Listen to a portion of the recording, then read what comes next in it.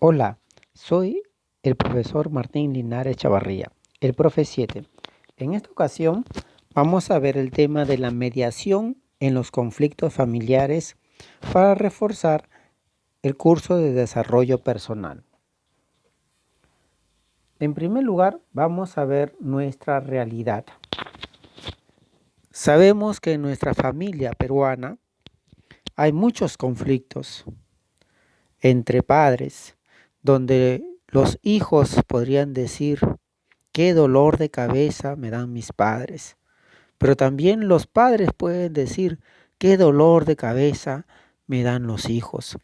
Son conflictos que van pasando en nuestras familias, ya sea por problemas económicos, ya sea por infidelidad, ya sea por muchas razones que puedan tener las familias. Pero sí hay una cosa que es real, que el conflicto, que las dificultades en la familia sí tienen solución, y para ello tenemos que buscar esa solución. ¿Cómo lo podemos hacer?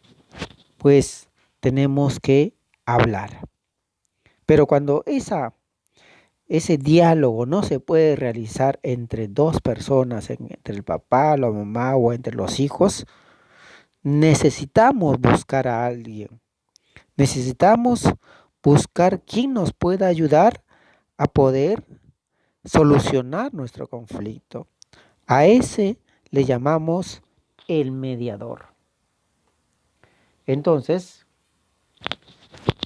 tenemos un aprendizaje esperado, y es que vamos a explicar la importancia de la mediación en la solución de conflictos, y vamos a identificar espacios de acción de actores en la mediación en un conflicto familiar.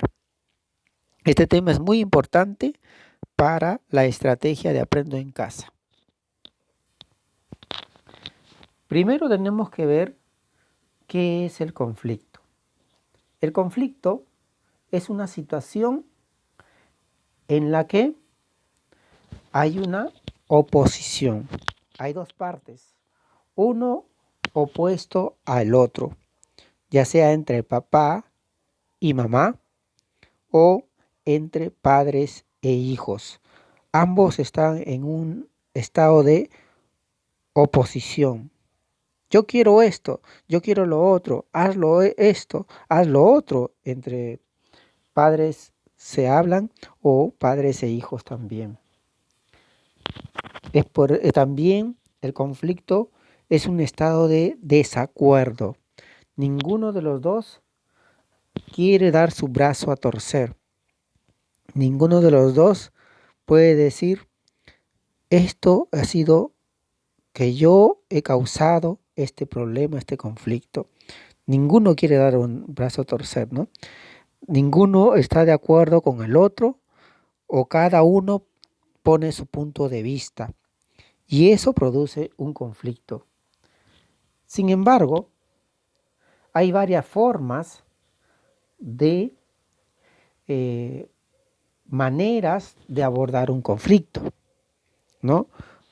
Podemos huir al conflicto, o sea, me voy, no te aguanto más, ya no puedo más contigo, y huyo del conflicto, ¿no? Incluso esta es una posición que puede cambiar, ¿no?, la situación, pero es perjudicial para el otro, ¿no? Y también podemos tener una posición de desatender, ¿no? Hago lo mínimo, conmigo no es, a mí no me importa, bueno, que se friegue el otro, ¿no? Entonces mantenemos un statu quo de pasividad. O también podemos tener la actitud de persistir, ¿no? No me importa, aquí sigo y sigo haciendo el problema, sigo teniendo esa actitud negativa, ¿no?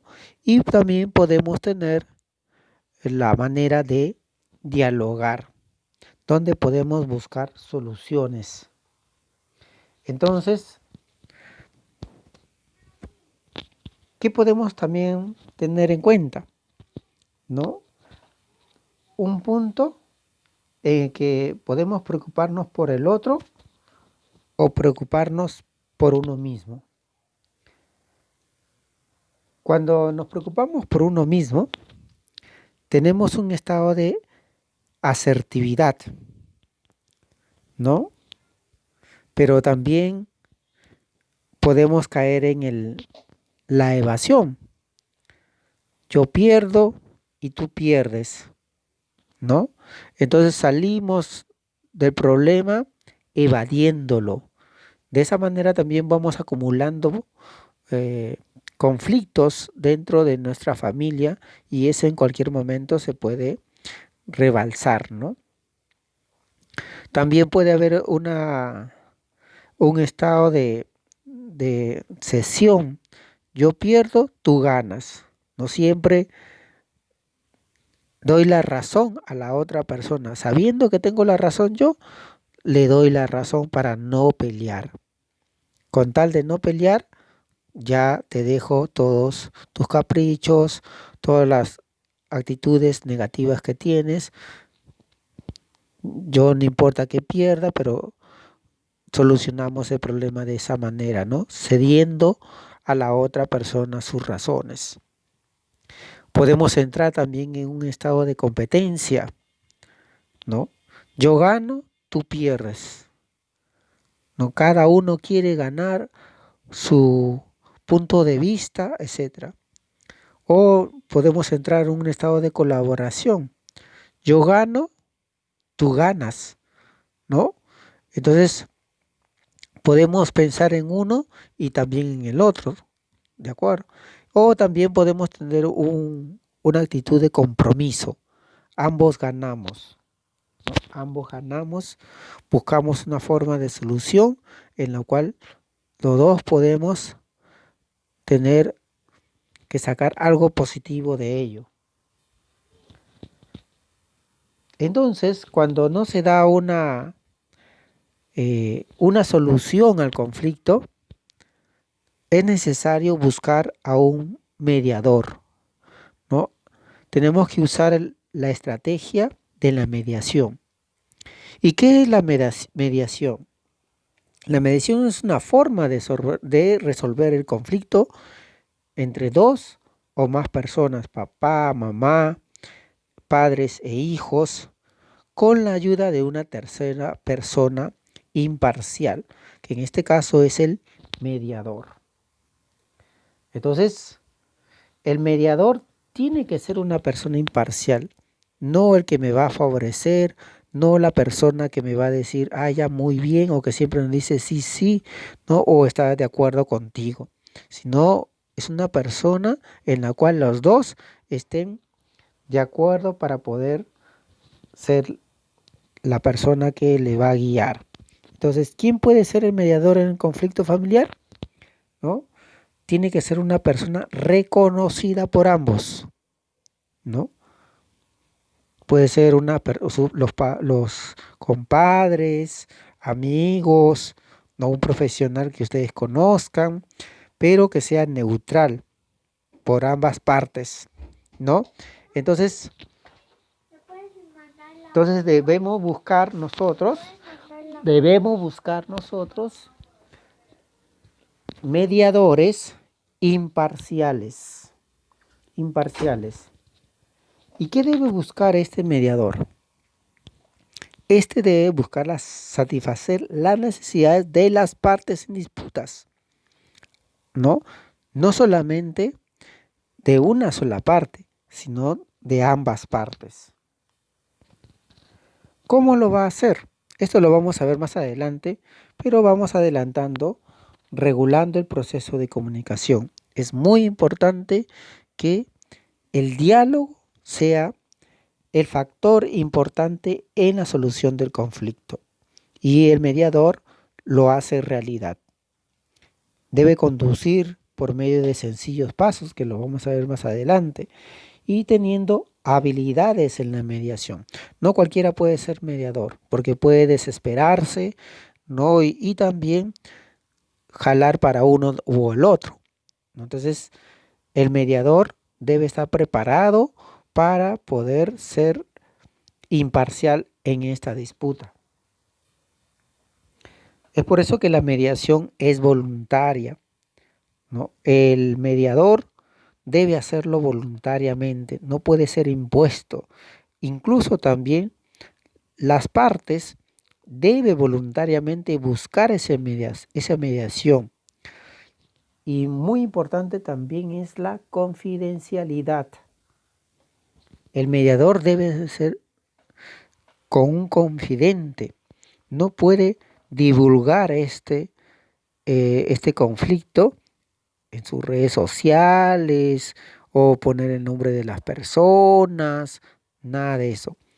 Es como un confesor para poder solucionar el conflicto.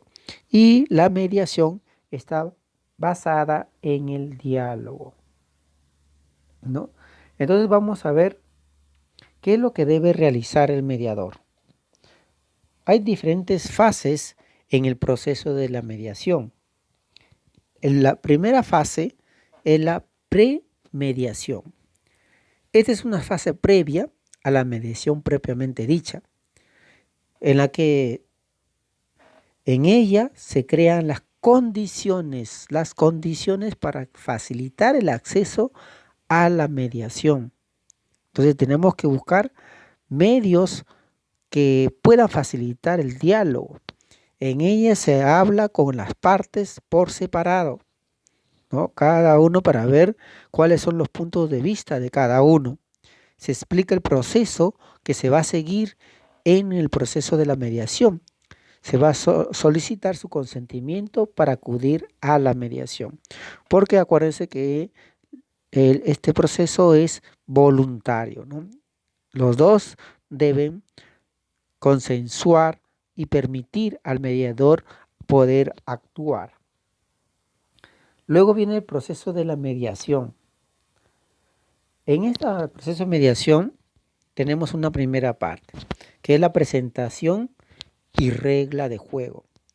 Es aquí donde el mediador va a dedicarse a crear confianza entre ambas partes, ¿no? Debe presentar qué es lo que va a realizar, cuál va a ser el proceso y cuáles van a ser las normas a seguir en el proceso de la mediación. Debe haber normas en este proceso. Un segundo paso lo vamos a llamar cuéntame, ¿no? ¿Qué significa? Que en esta fase las personas son mediadas, exponen su versión del conflicto uno por uno, donde no va a haber la intervención del otro, sino la otra persona tiene que aprender a escuchar la intervención del primero, ¿no?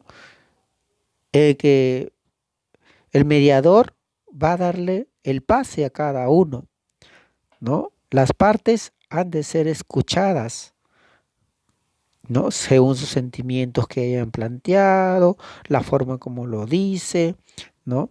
Entonces, ambos cuentan sus versiones y el mediador va a permitir este diálogo entre las partes, ¿no? No permitiendo la intervención del otro. Otro proceso que sigue es aclarar el problema. En esta fase se dedica a identificar los nudos de conflicto. Con la ayuda del mediador, las partes van a identificar cuál es el meollo del conflicto, cuáles son los puntos de coincidencia y de divergencia. Entonces, para buscar un diálogo es necesario ver cuáles son los puntos conflictivos, pero también los puntos que coinciden, ¿no? Se trata de establecer una plataforma común del tema más importante que han de ser, ¿no? Entonces, para aclarar el problema que hay en el conflicto, el mediador buscará esos puntos de coincidencia y divergencia y buscará una forma común de abordar el tema. El otro paso es proponer soluciones. Aquí el mediador se va a dedicar a buscar conjuntamente con las partes, porque no es el que da la solución el mediador, sino que conjuntamente con las partes buscan creativamente la solución y van a evaluar si esa solución es consensuada para ambos. Entonces, proponer la solución no lo hace el mediador, sino es un diálogo entre las dos partes y el mediador hace de, se va a dedicar a buscar esa solución que ellos están planteando. Y la última parte es llegar a un acuerdo. En esta fase se va a dedicar a definir con claridad los acuerdos que ambas partes están tomando. Estos han de ser equilibrados, no solamente para uno, sino para ambos. Deben ser específicos y que también sean posibles de realizar. También suele dedicar un tiempo a consensuar algún procedimiento y revisión y seguimiento de los mismos, ¿no? Aquí el mediador tiene que definir bien claro cuál va a ser el acuerdo entre ambas partes. Y el mediador también va a hacer el seguimiento a ese acuerdo. No es que ya se da el acuerdo y desaparece el mediador. El mediador sigue con el proceso. Si esos acuerdos no se pudieron realizar en el proceso de seguimiento, entonces volvemos a lo mismo. Volvemos a buscar, aclarar y proponer soluciones. Entonces, para ello, para hacer realidad este proceso, el mediador tiene que tener algunas habilidades. Y la principal habilidad del mediador es la escucha activa. ¿Qué significa esto? Que debe mostrar interés en lo que ambas partes están manifestando, ya sea el papá, la mamá o padres e hijos, ¿no? Debe clarificar las ideas o los puntos de convergencia de lo que ha escuchado, ¿no? Debe saber parafrasear, debe saber reflejar lo que ambas partes están sintiendo y saber resumir lo que ha escuchado. Otra habilidad que debe tener el mediador es saber estructurar. Este saber estructurar en el proceso debe mantener el orden, ¿no? Porque puede salirse de manos y en vez de mejorar el proceso puede empeorarlo, ¿no? Debe direccionar el proceso. Según el actuar de las partes, el mediador direcciona todo el proceso de diálogo que están teniendo en la familia. Debe buscar alcanzar los objetivos, gestionando la comunicación de ambas partes.